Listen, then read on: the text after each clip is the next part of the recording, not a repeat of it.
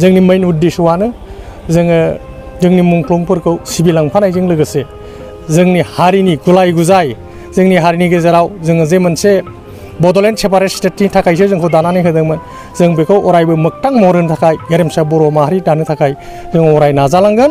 बे नाजालांनायाव जोंनि गासै बर' माहारि इन्टेलेक्सुवेल गामि बेंगिरिजों लोगोसे गासै जोंनि बर' हारिया जाहाथे जोंखौ मदद आरो हेफाजाब होगोन आरो जोंनि बे सेपारेट स्टेट रायजोखौ दाफुंनायाव जाहाथे दोलै नोगोरै जोंखौ हेफाजाब होयो बेखिनिखौ हांख्रायनानैनो आङो बयखौबो खावलायहरनाय जायो।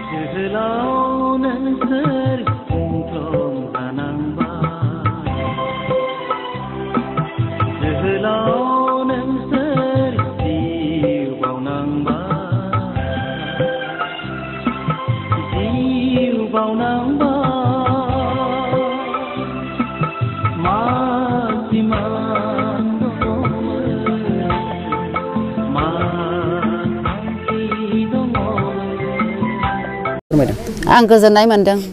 माबायदि गोजोननाय मोनदों? गोजोननाय मोननाया बेनो दिनैहाय बेवहाय नाम लिरनानै होबाय जोङो थांलाय फैलाय समावहाय बेजोंहाय मानो होनोबा बबे आंनि बिबोनां हेलेना बबे आङो गायदे आं सिनायनो मोना आङो बेखौ गोबाव समनिफ्राय नाम होजानो लुबैदोंमोन नाथाय थाबोनाय आब'मोनहा आं बिसोरखौबो होनबोदोंमोन बिसोरो मानो नामखौ होनो हायाखै आङो बेखौनो फोरमायनो लुबैयो आरो दिनै बाव सफैनो हानाय बिफाफोर बा बिदाफोर बिबथैफोर आंनि देरसिन गोजा गासिबो बे आंनि बे आद्रा गोजौ गाहाय हाफोरखौ खोनानै होयोबा आङो साबसिन मोनबावगौ आरो थाबोनाय आब'मोनहा मावबोनाय सिगांनि मावबोनाय आब'मोनहा जाहाथे बेखौ मावनानै होनाय समफ्रावहाय दुखु मोना आंनि बुंनांगौआ एसेनोसै।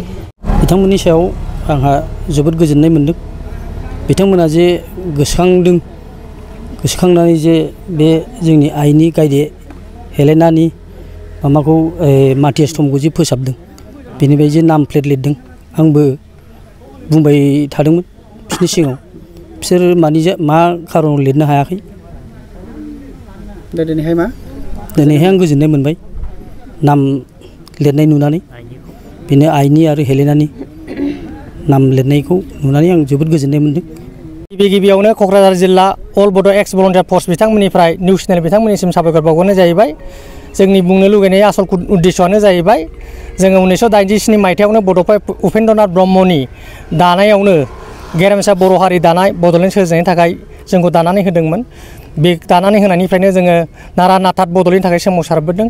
बे सोमावसारबोनायावनो जोंहा गोबां जोंनि बर' फिसाफोर मुंख्लं जादों जिनाहारि जादों बेनि गेजेरावनो दिनै नैबे जोंहा गायदे बसुमतारी आरो हेलेना बसुमतारी बिथांमोनहाबो मुंख्लं जादों।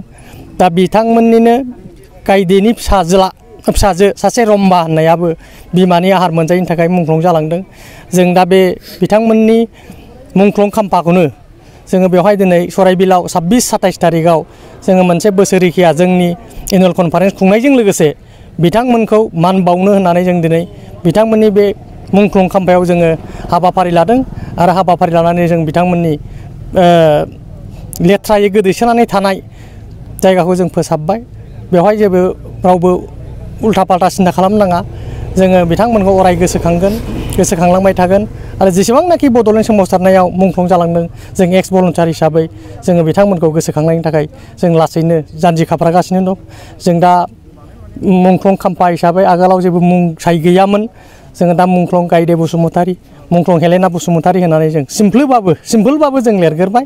लोगोसेयैनो मोनसे मेन लामा हिसाबै थांनाय फैनाय मा जिनिस बेलाय रावबो मिन्थिलाङा हिसाबै जोङो वाल सेरावनो बिथांमोननि मुंखौ गोसोखांलांनो बयबो मिन्थिलांनायनि थाखाय गायदे हेलेनानि गोथैसालि आरो बिथांमोननि थैनाय सम बोसोर बेखौबो जोङो होफानाय जाहैबाय। दा जोंनि मेन उद्देश्यआनो जोङो जोंनि मुंख्लंफोरखौ सिबिलांफानायजों लोगोसे जोंनि हारिनि गुलाय गुजाय जोंनि हारिनि गेजेराव जोङो जे मोनसे बड'लेण्ड सेपारेट स्टेटनि थाखायसो जोंखौ दानानै होदोंमोन जों बेखौ अरायबो मोगथां महर होनो थाखाय गेरेमसा बर' माहारि दानो थाखाय जों अराय नाजालांगोन। बे नाजालांनायाव जोंनि गासै बर' माहारि इन्टेलेक्सुवेल गामि बेंगिरिजों लोगोसे गासै जोंनि बर' हारिया जाहाथे जोंखौ मदद आरो हेफाजाब होगोन आरो जोंनि बे सेपारेट स्टेट रायजोखौ दाफुंनायाव जाहाथे दोलै नोगोरै जोंखौ हेफाजाब होयो बेखिनिखौ हांख्रायनानैनो आङो बयखौबो खावलायहरनाय जायो। गोजोन्थों। गोजोनथाव खौरां बाजाज बाइक लानो गोसो गुदुं सुबुंफोरनि थाखाय। क'क्राझार नोगोराव थानाय दावहारु अट' एजेन्सिया फैगौ 16, 17, 18 आरो 19 नभेम्बरसिम दिवाली धमाका अफार्स आरो लोगोसे मेगा लन काम एक्सचेन्ज मेला होगासिनो दं। दावहारु अट' एजेन्सियाव बायगिरि बिथांमोना लवेस्ट डाउन पेमेन्ट होनानै बाइक लानो हागोन आरो एक्सचेन्जनि खाबुआबो एभेलेबेल जागोन।